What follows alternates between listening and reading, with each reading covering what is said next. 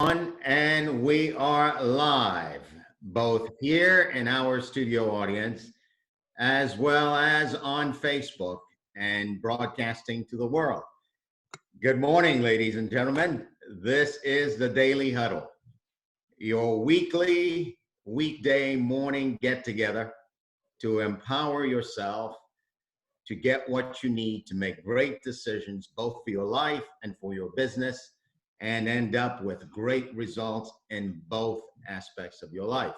So for those of you who are regular listeners of the Daily Huddle, welcome and thank you for your contribution, your participation. And for those of you who are listening to us for the first time, we love you, welcome, and thank you for being our partners in creating and causing this conversation that exists to empower the world. Today, I have the esteemed pleasure of introducing my co-host of the show as our expert speaker today. And it's very easy for me to introduce Giovanni Gonzalez, and also very hard for me to introduce Giovanni Gonzalez. Hard in the sense that I don't know which words to use or what words to say to express my gratitude, my admiration, and my love for my business partner.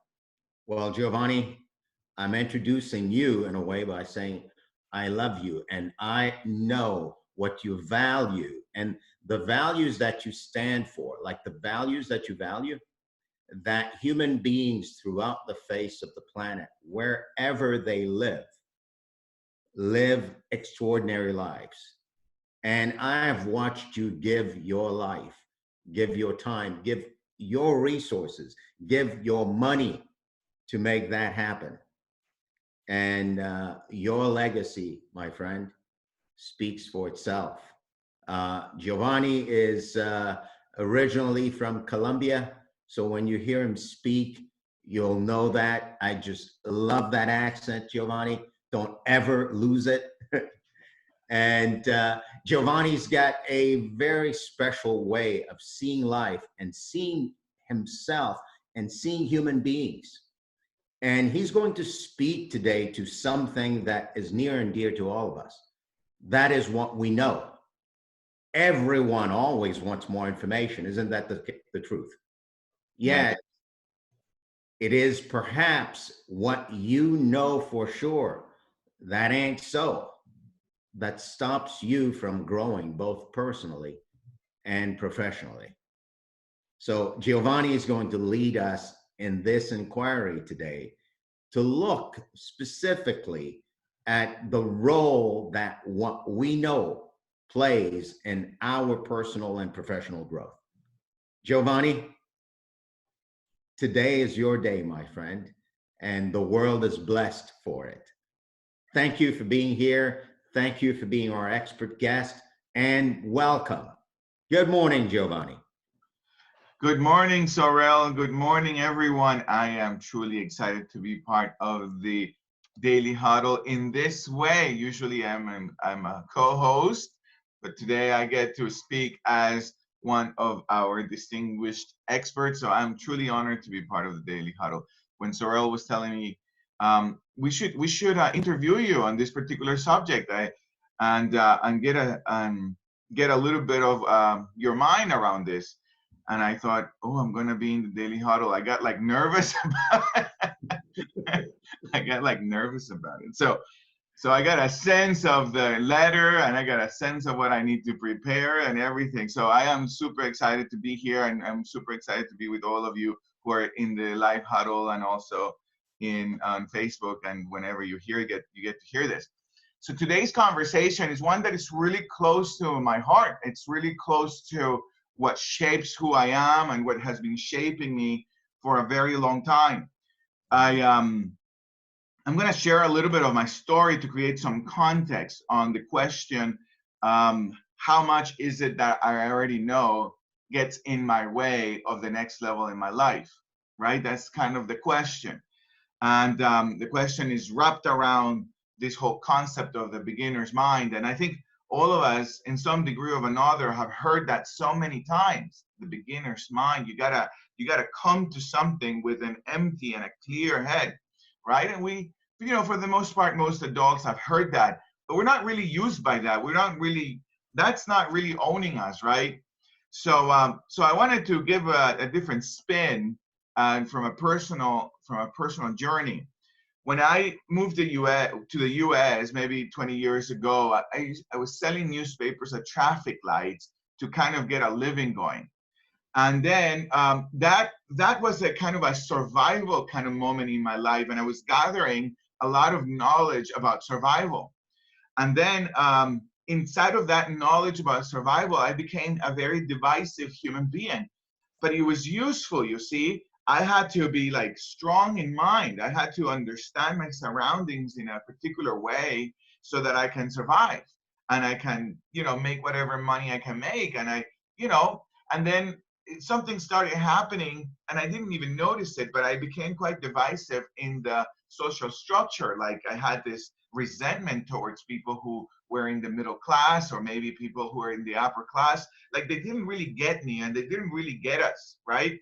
And so all of those conclusions became not quite like points of view I had. They became a kind of a survival conclusions that were very useful for me. And they became part of knowledge. It was like the knowledge I had. But it wasn't points of view. It was my knowledge, right? And so when Sorel was, and that was true for every step of my life. Like everywhere I was going, I was gathering knowledge and it was useful for my survival. And you can get that, and it went so on and so on. So when Sorel was alluding to that famous quote from Mark Twain is someone I truly like to read about, and he's the one that wrote Tom Sawyer, right? And he's basically America's father on literature, right? So his quote goes, what gets people into trouble, it's not what you know for sure. No, what gets people into trouble, it's not what you don't know. What gets people into trouble is what you know for sure that just ain't so. And so when I started getting that for myself, right, it really became to shape the rest of my life. And then as an adult now, and maybe as a professional now, as a transformational leadership consultant, I have to confront that on a regular basis. I'm not so interested in knowing something. I'm not so interested in being right about something, because that's not what necessarily creates breakthroughs for me, what I know, right? What I'm really interested is more like, how do I look at things from different angles? And there's someone also I really admire that I've been reading about for a long time. Maybe you guys know about him. His name is Ray Dalio, and he's a very famous entrepreneur in the world of finances. He has probably the 5th largest private American company, and he probably one of the largest hedge funds in the world. He has made more money for investors than anybody else in the world for the last 40 years. And he was invited to go to Congress in the early 80s to talk about where the economy was. And he had this view about where the economy was going. And to make the story short, everything that he said was wrong. And he had this public humiliation in some way. So he ended up, whatever he had built at the time, he ended up losing it. And he came to almost lose his whole company around what he knew for sure.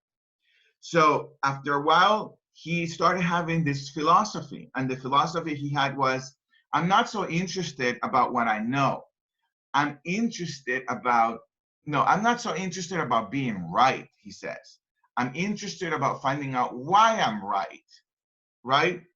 And so as a consultant, that's one of the things that I take on a daily basis, and in my life I take on a daily basis, to be able to frame what my life is from a context of I don't really want to know so much. I don't really want to be right about it. I want to get different angles about what I'm right, or different not collecting evidence about what I'm right, because that will be more of the same. what I'm looking for, it's about looking for ways of dismantling how I'm right. And in that journey, in that kind of way of thinking, it really provides for me and the companies I get to work with and the entrepreneurs I get to work with, really angles of breakthroughs. And it really provides for me angles of tranquility and clarity, because I'm not stuck with trying to be right, right? There is this famous quote that I like to say every now and then, right? But I didn't hear it from anywhere, but I got it from my relationship. You know, you can be right or you can have love, but you can't have both. You know, you can be right, you can have love, but you can't have both. And all of that is kind of adding to this whole world, this whole concept of approaching everything we do, everything I do, from a place of beginner's mind, from a place of, I don't want to have my box already filled with knowledge whenever I'm approaching a relationship, whenever I'm approaching a business, whenever I'm approaching a friendship, whenever I'm approaching something I'm doing for fun. I want to like empty myself, and it's a really beautiful practice. It's a really unbelievable practice to do, and it gives us this sense of tranquility, right? I don't get to be attached about anything other than, not other than, but I don't get to be attached about anything, and I get to be in this exploration about the little things that I do or the big things that I do. The other aspect about beginner's mind and the other aspect about knowledge that I want to bring to the Daily Huddle, which is one that has made a big difference in my life, right, is this aspect of how knowledge is attached to emotions, right? And it's a really interesting thing if you get close to me to this conversation. You know, like every knowledge that you have been collecting and that I have been collecting, it's also attached to some emotional knowledge about it. You know, it's attached to knowledge. So whenever I'm in a conversation, or whenever you are in a conversation and you are sharing something and I'm sharing something about something I care about, all of a sudden, if that gets challenged in some degree, there is an emotional attachment to it. Like our knowledge is attached to our survival. And so that's why it's so easy, Sorel, right? It's so easy to have myself or yourself or anybody get upset about something that we are talking about, because our knowledge in some degree is attached to our survival. A survival of what? Of our life? Maybe the survival of the self. But for our brain, right, the survival of the self is just as real as the survival of the physical, our own physical reality.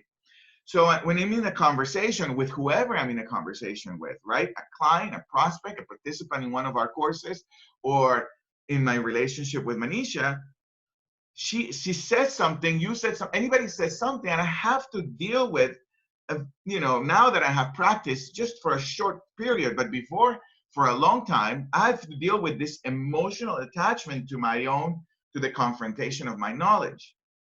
And so that's what gets, that's what gets confronting. That's what gets really challenging for folks and for myself, right? But I want to speak now in a general conversation.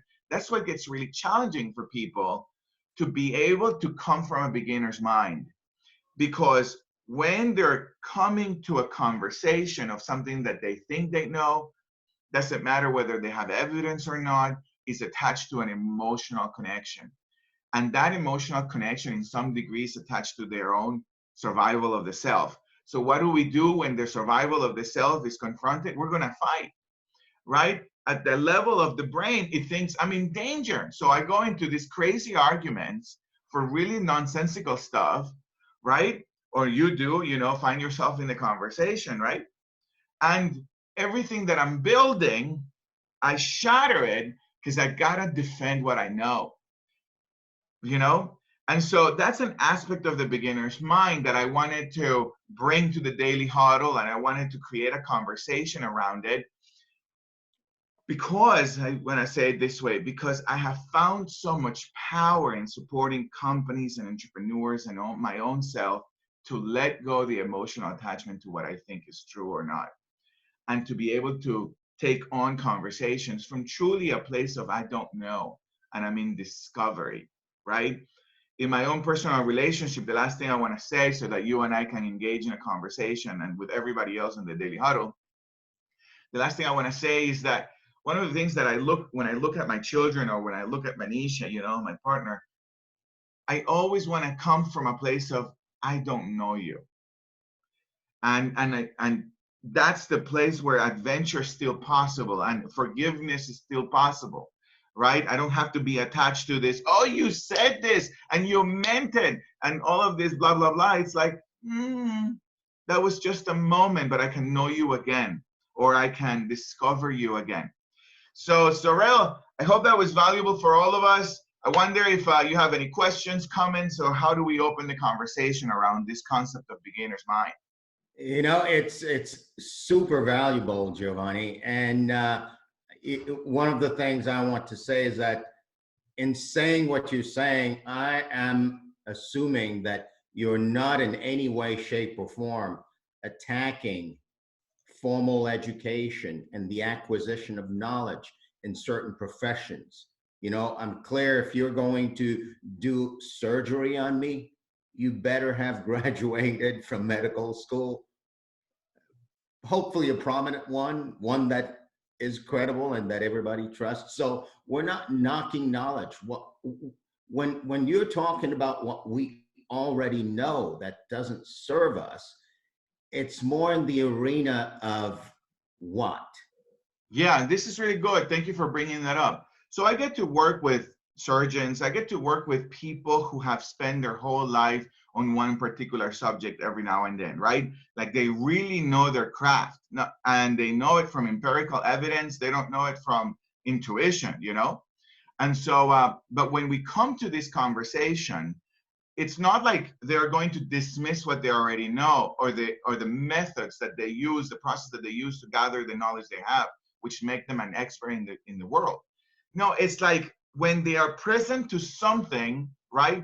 They already have the knowledge that they have, but when they're present to it, they get to be with it like if it was the first time, so that the knowledge they have, all of those patterns that they have already built for themselves, it doesn't attack them. It doesn't hijack them, so they end up doing the same thing again, which at that very moment may not be useful, right? So that's kind of like how this conversation opens up. So the greatest mind in the world, I have yet to meet a mind that I admire, who doesn't take on this beginner's mind as one of their most powerful tools to be experts in what they already know. Does that make sense, Sorel? Wow, it totally does. And if I may translate for a bit and then open it up to the studio audience, what I'm hearing you say, correct me if I'm wrong, is that what I already know is the greatest enemy of new and innovative ideas that I could use to create growth and expand my business. It's almost as if what I already know has this viral capability to attack anything that's new that's coming up. So that whatever it is that's new that comes in gets somehow mutated. It gets mutated by what I already know so that it can look, sound, and feel familiar. Yes, and man, I can really be with that, Giovanni. Yeah, and I wouldn't go as far as say it's the greatest enemy, but I would say one of the greatest barriers to new knowledge, for sure. Yeah. Thank you, Sorel. That was a perfect translation. Well, thank you, Giovanni, for bringing this to us. You out there in the studio audience, it's your turn to start to explore and challenge yourself to discover what it is you already know that may be a barrier to your injection of new ideas and innovative ideas into your business. So who wants to create something, ask a question, or make a comment? The floor is yours. Good morning. Hello. Can you hear me? I'm CC. Yes. Good morning, CC. Good morning. how it occurred to me is I want to create a new opportunity. This is how I'm being. I think I know everything about the business that I'm in. One is pound cake, the other is training and development. So whenever somebody tries to give me advice who doesn't have that background or knowledge as I do, I get defensive. So what I need to do is not get defensive, but be open to what they have to say, because it may create an opportunity for me to come up or for them to give me an opportunity to get an idea or have ideas that I didn't have myself. Is this how this is supposed to be? Yes, absolutely. Thank you, CC. That was beautiful. One of the things that a teacher, if you will, or someone who has been mastering a particular subject gets challenged is with what you're pointing to. I certainly have that for myself.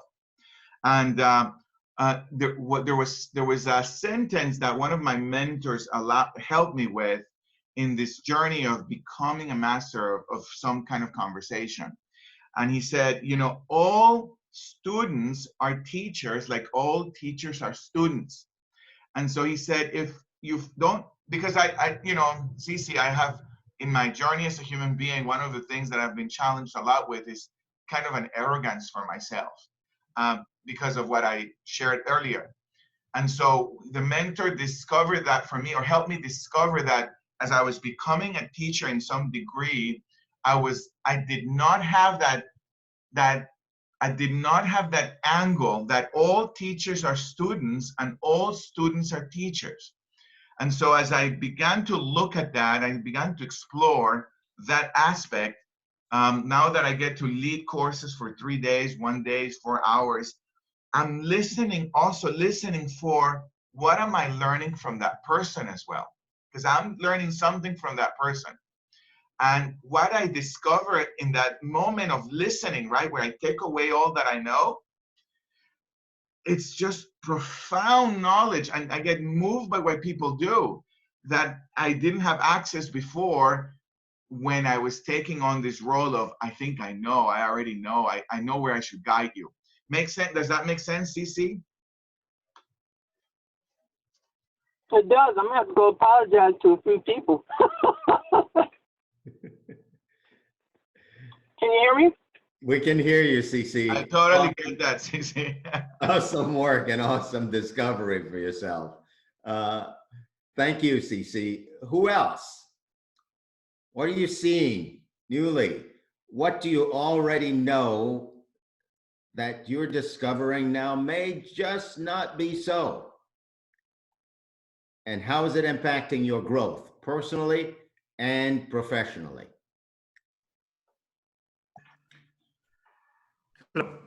Juan, go ahead. So I guess the way I see it is, you know, the class that I took with you, with Gio, when you talk about the blueprint and how we are set up to make, for example, certain amount of money.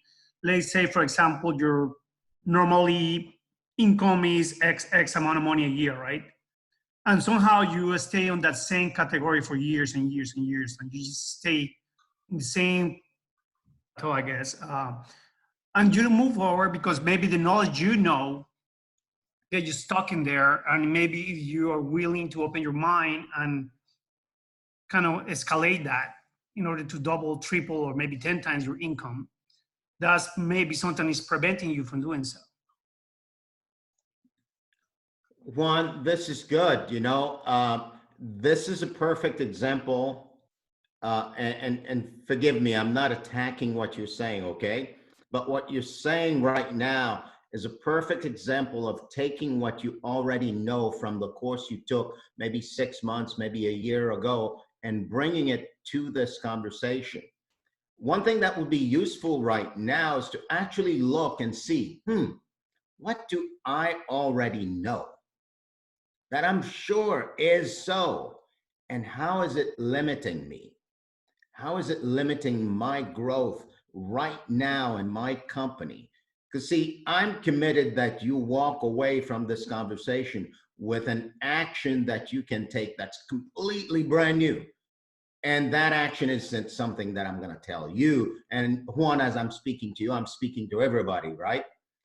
It's not something I'm going to tell you, but it's something that you get to discover right now because you're willing to look at what you know and set it to the side for a moment. So Juan, thank you, and keep looking. But you will. Thanks, Aurel. Awesome, awesome. Who else? It's Rose. Good morning. Good morning, Rose. How are you? I'm good, thank you. Okay, so I was just like kind of reminded of something that I was contemplating like last week or the week before. And it's, you know, what is possible when you're willing to stay in the inquiry, right? As opposed to reaching the answer or the what you know. So I was kind of playing with the word participate. Because, you know, I serve on a couple of different, you know, teams. And, you know, there are people who are on the roster and they would say, you know, yeah, I'm on the team, I participate, right? And they come to the meetings and they make a contribution, but that's kind of the level at which they operate. And so I got thinking, I said, well, but there's really a deeper meaning of the word participate if I keep looking. So maybe that kind of participation is I really be with you, with what's going on, with what's wanted and needed. I mean, I really get in there and be with what's going on in that conversation. And that's a deeper level of participation. But then maybe if that's not the answer and I stay in the inquiry, maybe participate means I become an integral, am I saying that word right? Part of. And what does that actually look like? Like, how does that change the way I play the game and who I play with and what I'm able to contribute? So it's like, so that's what I've been kind of playing with, is taking some words and like being in the inquiry. What if, what if, what if, what if? And so I just wanted to share that. I don't know what that adds, but I wanted to throw that in the mix. Well, you know, Rose, thank you. It does add something, and it's pointing to the opportunity for you, for everyone else, for me, for Giovanni, to continually be questioning what we know. And perhaps that's where it starts. And one of the things that I want to add as we are landing this conversation, Sorel and Rose, right, is that in this aspect of inquiry that we are all in, right, where I don't get hijacked by what I already know, right? One of the things that I always like to add is to also be present to, or also be able to notice that everything that I already know has an emotional attachment to it. You know, like it has an emotional attachment to it, so that when I am in a team or when I'm in a relationship, I'm really fighting for that emotion. I'm not really fighting for what I know. I'm fighting for the emotion that means something to me. And that's what I have found that limits folks more than anything else, right? It's that emotional attachment to what they already know. And in many cases, it just ain't so. So thank you, Rose. I think Mary Pat had their hand raised, Sorel. Yeah, Mary Pat, go ahead. Yes, Rose, I love what you said. And my takeaway, I had written it down in the middle of what you said. And Giovanni, thank you for your genuineness and your openness and your vulnerability and sharing with us. But what's so cool is that what I took and wrote down, and Rose said it, is being with. When you are being with whatever is there, you're in the mode of inquiry and discovery, and there's adventure. And that's so, I mean, it's just so cool, whether it's a conversation with your neighbor or your child or whatever it is. It's just so, I love it, just being with. So thank you for all that you shared this morning. It was really valuable. Thank you. Thank you, Mary Pat. Thank you so much. Giovanni, you have the last word. Yeah, thank you, Sorel. I'm going to take on giving my last word, addressing what Natalie put on the chat, which I thought it was really cool. She said, I'm discovering that what I know is enough what I know is enough to get started in creating a new business. I have struggled with not feeling like I know enough to make a difference. What do you suggest for those that have a vision and not a structure in which to fulfill it, right? That's truly pointing to a lot of I know, a world of, oh, I know I can make a difference. I know I don't have the feeling, I don't feel like I do. I know, right? And that's precisely what this conversation is about. It's about, putting that on all of this stuff I know, putting that on the side, whether I know I can do it or whether I know I can do it, put it on the side and be in the inquiry of that which I want to make a difference to, and be in the action of that which I want to make a difference to, and being in this place of discovery and being in this place of being with, like Rose was pointing to. And I have found for myself, really, and for the people I've been able to work with, that space creates miracles. It creates actions that were never available, with a kind of ease and a kind of dance with life and with projects, whether millions of dollars are at stake or just asking somebody out. So thank you so much, Sorel. Thank you so much, Daily Huddle, for the opportunity of being with you guys and taking on this conversation, which I am passionate about. Sorel, you finish us today. Giovanni, thank you for your generosity, your partnership, your contribution to the world of entrepreneurs, the world of business owners and CEOs is invaluable, my friend. I thank you for that. Tomorrow morning, the Daily Huddle is on, and we'll have the pleasure of welcoming to the Daily Huddle Dr. Rubina Malik, who will be creating a question around leadership and succession planning in your business. So whether you're a small business of one person or 50 or 100 or 1,000 people, what matters in the survival of your business is who's coming up behind you to take up the mallet when you're no longer there, and can your business survive without you there? It's going to be an awesome conversation. Looking forward to your participation, and looking forward to having you there. So you were and are on the Daily Huddle, the place where you get empowered with what you need to create great decisions in your life and grow professionally and personally. Thank you for being here, Giovanni. Thank you for being our expert guest today. I cannot thank you enough. Looking forward to next time, and that'll be tomorrow. So folks, have an awesome day. Go ahead and question everything you know and grow, have fun, and see you tomorrow. Have a good day, everybody. Thank you.